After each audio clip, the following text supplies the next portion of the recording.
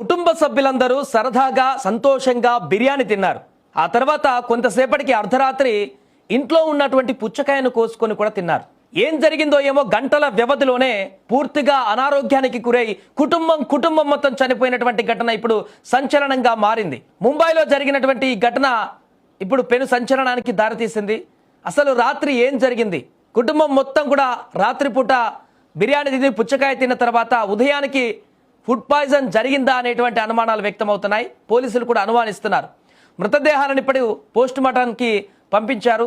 ముంబైలోని పైథుని ప్రాంతంలో ఈ ఘటన చోటు చేసుకుంది. ఒకే కుటుంబానికి చెందిన 4 ఫుడ్ పాయిజనింగ్తో మరణించినటువంటి సంచలనాత్మక కేసు వెలుగులోకి వచ్చింది. అయితే ఇప్పుడు ఈ కేసులో మరో ట్విస్ట్ ఏంటంటే ఇది ఫుడ్ పాయిజన్ కేసేనా, ఇంకేదైనా కోణం ఉందా అనేటువంటి ఆ దర్యాప్తు కూడా కొనసాగుతుంది. ఎందుకంటే అక్కడ జరిగినటువంటి పరిణామం తర్వాత ఒకేసారి 4 మరణించడం అనేది కొంత ఆశ్చర్యానికి గురి చేస్తుంది. అంతేకాకుండా వీరు మిగతా కుటుంబ సభ్యులతో పాటుగా బిర్యానీ తిన్నారు. ఆ సాయంత్రం రాత్రి వేళలో వేరే కుటుంబ సభ్యులు బంధువులు ఇంటికి వస్తే అందరూ కలిసి బిర్యానీ తిన్నారు.